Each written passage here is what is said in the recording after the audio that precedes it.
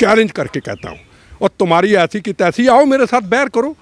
पन्नू को कहता हूँ छतरमुर्गा, छतरमुर्ग कहते हैं इसको, सिर पे वाल नहीं, दाढ़ी कटी हुई, खालिस्तान बनाएंगे तुम्हारी ऐसी की तैसी। कहाँ तूने अमृत छका है? भगौड़े अमृतसर के, पंजाब के भगौड़े, तेरी ऐसी की तैसी। तुम्हें तो कई बार जवाब दिया। इनको मैं कहना चाहता हूँ लक्ष्मण रेखा पार करने की कोशिश ना करें। लक्ष्मण रेखा पार करोगे उसका जवाब पूरा टका के दिया जाएगा। लो, पहले भी कहता था, आज भी कहता हूँ। और चंद इस कौम के गदारों, चंद इस भारत माँ के गदारों, इस भारत माता की पीठ पे छुरा मारने वालों, खालिस्तान ना कभी बना था, ना बनेगा, ना बनने देंगे। बनेगा तो गंदी हनेरी की तरह MS बिट्टा के टूटे जख्मी शरीर से, जहां हमारी लाशों में गुजर जाएगा। प्रथम राष्ट्र था, प्रथम राष्ट्र है, प्रथम राष्ट्र आज का रहेगा। और यहाँ तक टोटो का सवाल है, इसको कह देना चाहते हैं ये आज का भारत है। G20 इसने खुद अपनी आंखों से देख ली होगी। क्या हमारे देश के अंदर को कनाडा को तोड़ने वाला, जर्मनी को तोड़ने वाला, अमेरिका को तोड़ने वाला, पाकिस्तान को तोड़ने वाला भी चलो मैं मान लूँ अपने दुश्मन देश में, अगर कोई हो तो क्या हम उसको शेल्टर दिया? हिंदुस्तान ने, भारत ने कभी उसको शेल्टर नहीं दिया। और मैं ट्रूडो को कहना चाहता हूँ, वहाँ की सरकार को कहना चाहता हूँ, ये अजगर जैसे सांप हैं, ये किसी के नहीं है। ये चंद खालिस्तानी अजगर जैसे सांप हैं, इनके ऊपर कंट्रोल कर लोगे नहीं करोगे। देखो पाकिस्तान आज आपके सामने है, अपने ही घेरे में, अपने ही अजगर ने उनको, ISI ने उनको ख़त्म करके रख दिया। आपको भी कर देंगे। वोट की खातर, सत्ता की खातर किसी दूसरे मुल्क के अंदर अमन शांति को तोड़ने की मत कोशिश करो। हम किसी के साथ झगड़ा नहीं चाहते, हम किसी के नहीं चाहते किसी के मानवता के दुश्मन देश के अंदर भी कोई नुकसान हो। पर हाँ, हमारे देश को तोड़ने की कोशिश करेगा, उनको शेल्टर देने की कोशिश करेगा। हिंदुस्तान उसके लिए तैयार खड़ा है। और खालिस्तानियों, आप समझ जाओ, ये आज का भारत, अगर खालिस्तान की बात करनी है तो हिंदुस्तान के अंदर करो। हमारी आबादी 2%, हमें तो कभी महसूस नहीं हुआ। मैं तो ना कभी सनातनी, ना तो कभी मैं कहता हूँ मिनॉरिटी, मैं तो एक भारतीय हूँ। मेरे अंदर तो एक ही नारा गर्म खून से, बम्बों से निकलता है, मेरा धर्म भारत माँ, मेरी जात वंदे मातरम। आपके अंदर इतना अहंकार हो गया? नमस्कार, स्वागत है आपका प्यारा हिंदुस्तान पर, और मैं हूं आपके साथ शेरिन। और आज हमारे साथ खास बातचीत करने के लिए मौजूद हैं जिंदा शहीद MS बिट्टा सर से आज हम कई पहलुओं पर बात करेंगे। जिस तरीके से कनाडा के प्रधानमंत्री जस्टिन ट्रूडो ने खालिस्तानियों के समर्थन में आकर हरदीप सिंह निज्जर, जो कि एक खालिस्तानी आतंकवादी है, उसकी हत्या का इल्जाम, आरोप जो है वो भारतीय एजेंसियों पर लगाया है। एक तरफ 2024 में होने वाले हैं लोकसभा के चुनाव, तो वहीं दूसरी तरफ अभी भारत में G20 की अध्यक्षता की है। क्या ये तमाम कारण हैं जिसकी वजह से आज पाकिस्तान के द्वारा की गई गलतियों को फिर एक बार दोहरा रहा है कनाडा? जिस तरीके से खालिस्तानी आतंकियों को समर्थन किया जा रहा है, इस पूरे मामले पर विस्तार से बात करते हैं सर से। सर, अभी भारत ने G20 की अध्यक्षता की है, जिस तरीके से भारत ने विश्व भर में एक मैसेज दिया है, और उसके बाद कनाडा के प्रधानमंत्री नरेंद्र मोदी की सरकार यानी कि हमारी एजेंसियों पर सवाल उठा रहे हैं और कह रहे हैं। आपने देखा होगा पिछले काफ़ी समय से UK के अंदर, कनाडा के अंदर, ऑस्ट्रेलिया के अंदर, जर्मनी के अंदर तिरंगे झंडे का अपमान बार बार हो रहा है। यह तिरंगा झंडा किसी एक कौम और मज़हब का नहीं है। यह तिरंगा झंडा हिंदू, मुसलमान, सिख, ईसाइयों के जलियांवाला बाग के अंदर खून से बना हुआ तिरंगा झंडा। और शहीद आज़म भगत सिंह, जिसने भारत माँ को आज़ाद कराने के लिए फांसी के रस्से को हंस हंस के चूमा था, उसको आतंकवादी कहा जाता है। और भारत माँ, जो हिंदू, मुस्लिम, सिख, ईसाइयों का देश, सेकुलर देश, उसको गंदी भाषा का प्रयोग किया जाता है। और भारत फिर भी चुप रहता है। आज नहीं, कल नहीं, टोटो को, अमेरिका को, सबको कहते कि इनके ऊपर लगाम लगाओ। सब ने लगाम लगाई, ऑस्ट्रेलिया ने लगाम लगाई। पर कनाडा, जिस देश से आज से कई वर्ष पहले एक प्लेन को उड़ा दिया गया, 300 से ऊपर उन यात्री उड़ गए, उनका क्या कसूर था? इस टोटो को पूछना चाहता हूँ क्या कसूर था, खालिस्तानियों को पूछना चाहता हूँ क्या कसूर था। छोटे छोटे बच्चे, 5-5 साल के बच्चे, 10 साल के बच्चे माँ बाप ने भेजे थे अपने परिवार को भेजने के लिए, वो बच्चे माँ बाप को नहीं मिल सके। क्या ये सिख कौम की मानवता है? सिख कौम की मानवता मानी जाती है मजलूमों की रक्षा करना। कभी वो वक्त था, माँ कहती थी 2 बच्चे होंगे, एक को सरदार बनाऊंगी, और पिता कहता था, माँ कहती थी ट्रेन और बस के अंदर सरदार साहब बैठ गए, अब हमें कोई फिक्र नहीं। ये सिख कौम की पहचान थी। किसने बनाई पहचान? गुरु तेग बहादुर हिंद की चादर चांदनी चौक अपने शीश को निछावर कर दिया। अकेले हिंदू के लिए नहीं, मुसलमान के लिए भी, ईसाई के लिए भी, कि इस भारत के अंदर, इस देश के अंदर मजलूमों के साथ बुरा करेगा, हम अपने शीश को निछा। ये सिख कौम की पहचान इन बदमाशों ने, इन गुंडों ने, इन खालिस्तानियों ने, चंद खालिस्तानियों ने हमारी पहचान बना दी। तलबानी बॉर्डर के ऊपर, सिद्धू बॉर्डर के ऊपर उल्टा लटकाओ दो। तलबानी भी नहीं ऐसे करते थे। पटियाला के अंदर दस्तार सुंदर पवित्र पहनो, पुलिस वाले का हाथ दो। अमृतपाल खालिस्तान के नारे देने वाला कनाडा से स्पोर्ट, उसको सारी कुछ, गुरु ग्रंथ साहब को ढाल बना के अपमान कर जाते हैं। रोज धमकियां देते हैं, हम सबको धमकियां देते हैं, बोलना बंद करो मार देंगे तुम्हारी। और इनको मैं के कहना चाहता हूँ, जब हमारा जीवन जाएगा ना बम्बो गोलियों से, आगे भी 14 बार हमले किए हैं ना, आज 40 साल से लड़ रहे हैं ना, हमारा जब जीवन जाएगा ना, याद रखना इस राष्ट्र के लिए, इस भारत माँ के लिए, इस हिंदू मुसलमान सिख ईसाई के तिरंगे झंडे की रक्षा करते हुए आखिर में यही आवाज निकलेगी गर्म खून से, मेरा धर्म भारत माँ, मेरी जात वंदे मातरम। लो, पहले भी कहता था, आज भी कहता हूँ। और चंद इस सिख कौम के गदारों, चंद इस भारत माँ के गदारों, इस भारत माता की पीठ पे छुरा मारने वालों, खालिस्तान ना कभी बना था, ना बनेगा, ना बनने देंगे। बनेगा तो गंदी हनेरी की तरह MS बिट्टा के टूटे जख्मी शरीर से, जहां हमारी लाशों में गुजर जाएगा। प्रथम राष्ट्र था, प्रथम राष्ट्र है, प्रथम राष्ट्र आज का रहेगा। और यहाँ तक टोटो का सवाल है, इसको कह देना चाहते हैं ये आज का भारत है। G20 इसने खुद अपनी आंखों से देख ली होगी। क्या हमारे देश के अंदर को कनाडा को तोड़ने वाला, जर्मनी को तोड़ने वाला, अमेरिका को तोड़ने वाला, पाकिस्तान को तोड़ने वाला भी चलो मैं मान लूँ अपने दुश्मन देश में, अगर कोई हो तो क्या हम उसको शेल्टर दिया? हिंदुस्तान ने, भारत ने कभी उसको शेल्टर नहीं दिया। उन्होंने एक बात कही, हमारे हिंदुस्तान के बार बार प्रधानमंत्री जी ने, पाकिस्तान में नवाज शरीफ को मिले प्राइम मिनिस्टर बनने के बाद, हम भी शांति चाहते, आप भी शांति चाहो। हमने जंग का रास्ता छोड़ा, हमने लड़ाइयाँ छोड़ी, हम भारत को कहाँ ले गए?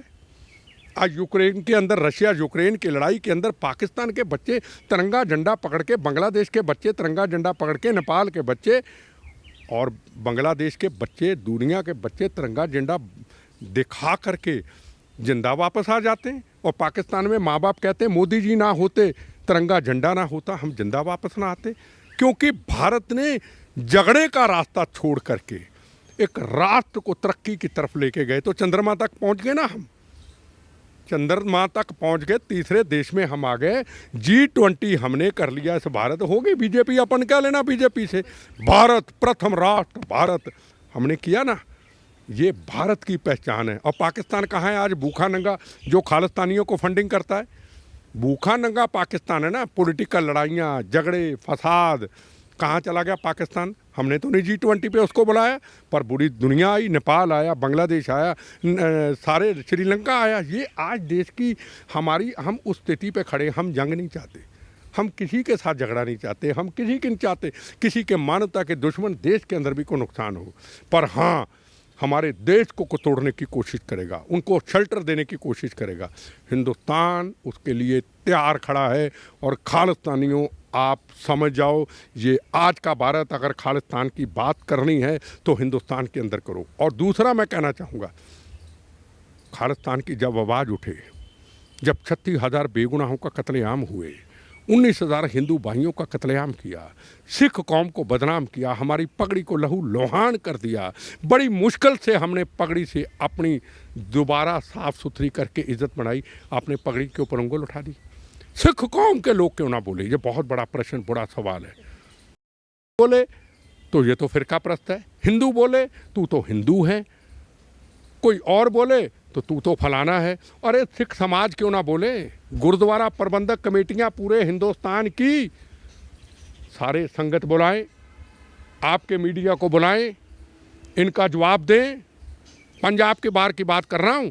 अगर देश दिल के अंदर देश प्रति जज्बा है, हम खालिस्तानियों के खिलाफ हैं। हम ये भूखे नंगे पाकिस्तान से मिलने वाले के उन खालिस्तानियों के खिलाफ हैं जो हमारी कौम को बदनाम करते हैं, जो हमारे लिए रोज़ समस्या पैदा करते हैं। इनकी गलतियों से 84 के दंगे हुए।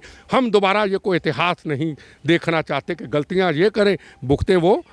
गलतियां इन्होंने की थी। 36,000 बेगुनाहों का कत्लेआम इन्होंने किया था।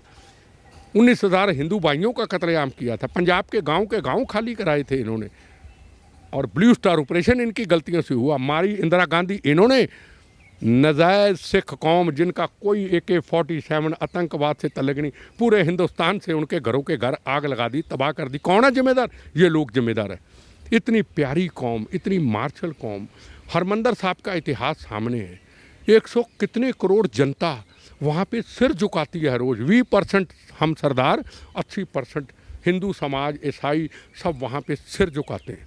मेरे पास हर कौम के मज़हब के लोग कहते हैं हरमंदर साहब मत्था टेकना है, मुझे करा दो। कोई गोवा से कहता है, कोई कर्नाटका से कहता है, कोई ईसाई धर्म है। अभी पीछे ईसाई धर्म के लोग थे, हम बच्चों को वहाँ मत्था टिकाना है।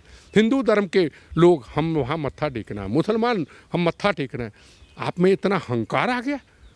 हम 2%, हमारी आबादी 2%, हमें तो कभी महसूस नहीं हुआ। मैं तो ना कभी सनातनी, ना तो कभी मैं कहता हूँ मिनॉरिटी। मैं तो एक भारतीय हूँ। मेरे अंदर तो एक ही नारा गर्म खून से बम्बों से निकलता है, मेरा धर्म भारत माँ, मेरी जात वंदे मातरम। आपके अंदर इतना हंकार हो गया?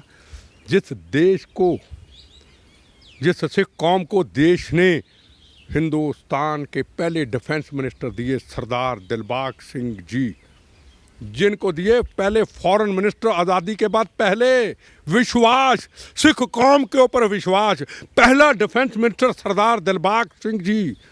ये बड़ी ज़रूरी बात बता रहा हूँ। और फॉरेन मिनिस्टर सरदार स्वर्ण सिंह, 2 मंत्री। और हिंदुस्तान के prime minister doctor Manmohan Singh 10 साल।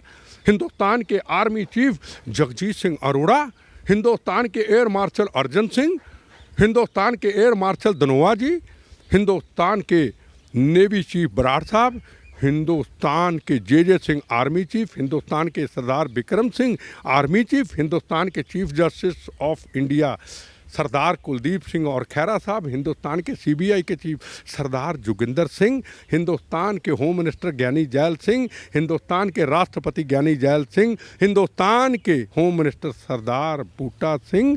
ये हिंदुस्तान को 2% को दिया। ना ईसाई ने गिला किया, ना मुसलमान ने किया, ना हिंदू ने किया।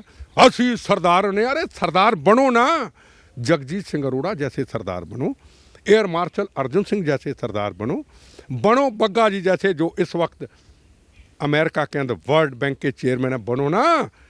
सिख कौम की इज्जत बने। ये सिख कौम की पहचान मत बनाओ। सुंदर दस्तारें जो गुरु महाराज ने अपने तपो जपों से, कुर्बानियों से सजाई कि हम तो वाले हैं, हम तो AK-47 चला के मारेंगे। अगर बिट्टा हमारे खिलाफ बोलेगा, हम तो पहले की तरह इसकी एक टांग को, दूसरे को भी, सारे शरीर को उड़ा देंगे। अरे याद रखो, ये शरीर में बम्बों से बचा हुआ शरीर का हिस्सा, जब शरीर के चिथड़े चिथड़े उड़ेंगे ना, हर तुपके से, हर खून से, हर नस से, मुझे पता है बम चलाएंगे, बहुत बड़े बम चलाते हैं, चलाएंगे, हर नस से आवाज़ निकलती रहेगी। सर इसी के साथ ये सवाल भी कॉमन जो है वो काफ़ी ज़्यादा उठ रहा है कि एक तरफ कनाडा के प्रधानमंत्री नरेंद्र मोदी हमारी एजेंसियों को टारगेट कर रहे हैं, और वहीं सर दूसरा सवाल ये भी है कि जॉर्ज सोरोस के साथ, जो हमेशा भारत के खिलाफ जहर उगलता है, उसके साथ भी एक तस्वीर जो है वो वायरल हो रही है, जस्टिन ट्रूडो और जॉर्ज सोरोस। देखो जी, 2 बातें। पंजाब के हालात क्यों ख़राब हुए? पंजाब की गंदी पॉलिटिक्स, पंजाब की वोट बैंक की पॉलिटिक्स, पंजाब के अंदर धर्म की गंदी ठेकेदारी, गंदी राजनीति, सदा राज करेंगे। सदा राज करते करते क्या हुआ, पंजाब निकल गया, अजगर की तरह ख़त्म हो गया पंजाब। जवानी कनाडा में चली गई, अमेरिका में चली गई, 2-2 एकड़ ज़मीन बेच के माँ बाप ने बेच दिया। वहाँ मजदूरी करते हैं कई तो अच्छे काम करते, कई मजदूरी करते हैं, कई इनके ग्रुप में ही शामिल हो गए। कुछ पंजाब के अंदर नार्को टेररिज्म के शिकार हो गए, कुछ खालिस्तानियों के साथ मिल गए। ये हम राजनीतिक लोगों ने और वहाँ के धर्म के ठेकेदारों ने किया, और अभी तक वो खेल जारी है। और वही खेल कनाडा तक का प्रधानमंत्री वोट बैंक की खातिर, खालिस्तानियों की वोट लेने की खातिर वही गंदे खेल रहा है। और मैं ट्रूडो को कहना चाहता हूँ, वहाँ की सरकार को कहना चाहता हूँ, ये अजगर जैसे सांप हैं, ये किसी के नहीं है। ये चंद खालिस्तानी अजगर जैसे सांप हैं, इनके ऊपर कंट्रोल कर लोगे नहीं करोगे। देखो पाकिस्तान आज आपके सामने है, अपने ही घेरे में अपने ही अजगर ने उनको, ISI ने उनको ख़त्म करके रख दिया। आपको भी कर देंगे। वोट की खातिर, सत्ता की खातिर किसी दूसरे मुल्क के अंदर अमन शांति को तोड़ने की मत कोशिश करो, इस देश को तोड़ने की साजिश मत करो। ये आज का भारत है, याद रखना, ये आज का भारत है। एक इजराइल जो जाके घुस के बदले लेता है, दूसरा है ये इजराइल के बाद भारत। सब्र किया है, सब्र करेंगे। सब्र हमने कश्मीर में भी किया था, पर उदाहरण देना चाहता हूँ, जब सब्र तोड़ा था, हमारे 42 जवान शहीद किए थे पुलवामा में, फिर 370 धारा भी हटी थी, फिर पाकिस्तान में घुस के बालाकोट भी किया था, 500 आतंकवादियों की भी था। ये आज का भारत मैं उदाहरण देना चाहता हूँ। हम जंग जुंग की बात नहीं है, पर अगर हमारे देश को तोड़ने की कोशिश करेगा, उसके लिए फौज क्या, वर्दी क्या, वर्दी के बगैर MS बिट्टा जैसे करोड़ों दुनिया में हाजिर हैं, जो भारत माता के चरणों में अपनी जीवन देने के लिए तैयार रहेंगे। सर, अभी आपने जिक्र किया कि राजनीति के चलते जो है वो भारत को टारगेट किया जा रहा है, या फिर भारत पर सवाल उठा रहे हैं कनाडा के प्रधानमंत्री। तो क्या ऐसा तो नहीं है कि इस गंदी राजनीति के चलते वो कनाडा को खालिस्तान बना दे? सर, ये मैं देखो, फिर मैं बार वो मेरे अंदर से बात निकली है, खालिस्तान न कभी बना था, न कभी बनेगा, न बनने देंगे। ये मैं एक आम व्यक्ति हूँ, पर मैं बम्बों गोलियों से बोनस की ज़िंदगी पे, टूटे हुए शरीर पे मैं एक उदाहरण हूँ, मैं एक मिसाल हूँ, मैं चीज़ बोलता हूँ। अब निज्जर की जगह पे कोई और होता, कोई राष्ट्रभक्त होता, कोई साइंटिस्ट होता, उसको कोई ऐसे मार देता, तो सवाल उठाना भारत के नहीं पूरी दुनिया में लाजमी था। अरे एक पंजाब से हज़ारों बहनों के सुहाग उजाड़ के, हज़ारों बच्चों को यतीम करके, जिस सरदार के सिर में पगड़ी भी नहीं थी, कोई ईसाई था सिर पे पगड़ी नहीं थी, कोई मुस्लिम था सिर पे कुछ नहीं था, उसको हिंदू समझ के आपने मार दिया, गांव के गांव खाली करा दिए। को माँ के लिए, पत्नी के लिए, बच्चों के लिए, पिता के लिए रोटी कमाने निकला था, हाथ में उसके कोई हथियार नहीं, कोई तरछूल नहीं, कोई बंदूक नहीं।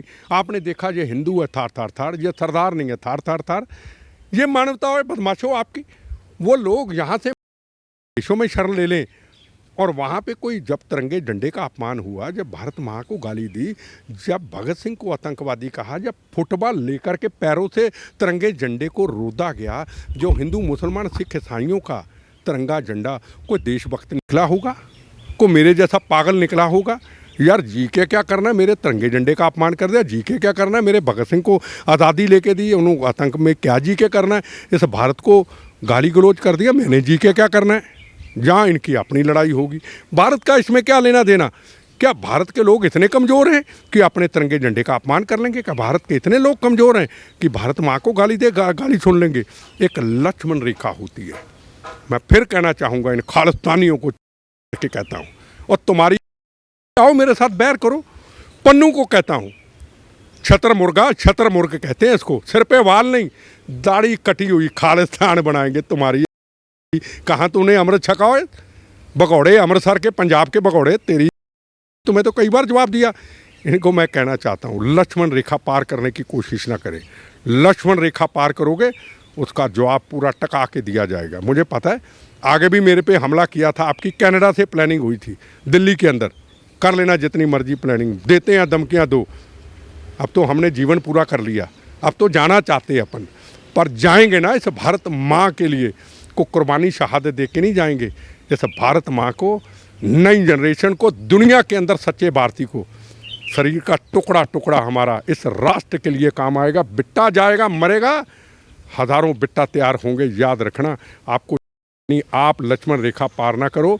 हमारे हिंदुस्तान के प्रधानमंत्री सिख कौम के आगे सिर झुकाते थे, सिर झुकाते हैं और उनका सिर झुकता रहेगा। लाल किला के तिरंगे झंडे की अपमानित तस्वीर, एक तरफ राष्ट्रपति तिरंगा झंडा, एक तरफ पीएम साथ, सामने उसके तिरंगे झंडे का अपमान हो रहा है। सिर्फ तिरंगे झंडे को अगर अपमान को सहन किया है, सिर्फ इस पगड़ी के कारण किया है। मेरे सरदार भाई पे गोली ना चले, मेरे सरदार भाई पे लाठी ना चले, गोलियां खा लेना, पैरों पे रुल जाना और पुलिस वालों को रोदा, पर किसी को गोली नहीं चली। ये हिंदुस्तान का प्रधानमंत्री। करतारपुर साहब खोला, ये चंद खालिस्तानियों को ननकाना साहब पाकिस्तान से ला के दे देंगे ना नरेंद्र मोदी जी। इन्होंने गाली ही देनी है, इन्होंने गंद ही बोलना है। कहाँ पवित्र वाणी सिख कौम की शांति मिल जाती है, कहाँ ये गाली और गंद देने वाले को कहना वो पंजाब का फलाना कहते गाली देने की आदत है। ये हमारी पहचान गंदी गाली, गंदी बकवास इन चंद लोगों ने बना दी। हमारी ये पहचान पगड़ी की इन बदमाशों ने बना दी। तुम्हारी मेरा एक लास्ट सवाल है कि आज भारत की ताकत को जो है वो विश्व जान रहा है, और कनाडा के प्रधानमंत्री के बयान के बाद जहां भारत ने मुंहतोड़ जवाब जो है वो कनाडा को दिया है, और वहीं देश की कोई भी शक्ति जो है, कोई भी देश जो है वो आज सपोर्ट नहीं कर रहा है कनाडा को, बल्कि यूके के प्राइम मिनिस्टर ने तो ये भी कह दिया है कि हम जो है वो खालिस्तान को टॉलरेट करेंगे ही नहीं। देखो, यूके के अंदर मैं मान नहीं सकता था, अपमान तिरंगे झंडे का हुआ। हमारे प्रधानमंत्री ने उसी वक्त यूके की एम्बेसी को कहा सामान उठाओ, बोरी बिस्तरा उठाओ, जाओ। अब कनाडा को कह दिया। अब यूके के प्रधानमंत्री यहाँ आए, उन्होंने यहाँ हिंदुस्तान के कल्चर को देखा, संस्कृति देखी और वहाँ जाके उन्होंने एक्शन लिया। यही ट्रूडो को करना चाहिए था। जब 370 धारा हटी, क्या पाकिस्तान के साथ को खड़ा हुआ? इसका मतलब हज़ारों जवानों की जो शहादत हुई, लाखों लोग शहीद हुए, पार्लियामेंट पे हमला, 26/11 की घटना, हिंदुस्तान के अंदर जगह जगह ब्लास्ट, इसका मतलब वो पॉलिटिकल पार्टियां जिम्मेदार थी। उस वक्त भी अगर हमारी फॉरेन पॉलिसी मजबूत होती तो आज जवानों की शहादत ना होती। अब जवानों की शहादत होती, पहले तो नहीं होती, तिरंगे झंडे का अपमान नहीं होता। अगर 370 धारा हट सकती है और दुनिया हमारे साथ खड़ी हो सकती है, दुनिया पाकिस्तान के साथ खड़ी नहीं हो सकती। और इस खालिस्तान के मुद्दे के ऊपर पूरी दुनिया, पूरी यूनाइटेड नेशन हिंदुस्तान के साथ, भारत माँ के साथ, हिंदुस्तान के प्रधानमंत्री के साथ खड़ी थी। 370 धारा के बाद खड़ी थी, खड़ी है, खड़ी रहेगी, क्योंकि हिंदुस्तान दूसरे देशों में जाके घुसपैठ करके किसी का नुकसान पहुंचाने की कोशिश नहीं करता। कहता महात्मा गांधी की पॉलिसी, तुम भी खुश रहो हम भी खुश रहें, तुम भी आबाद रहो हम भी आबाद रहें।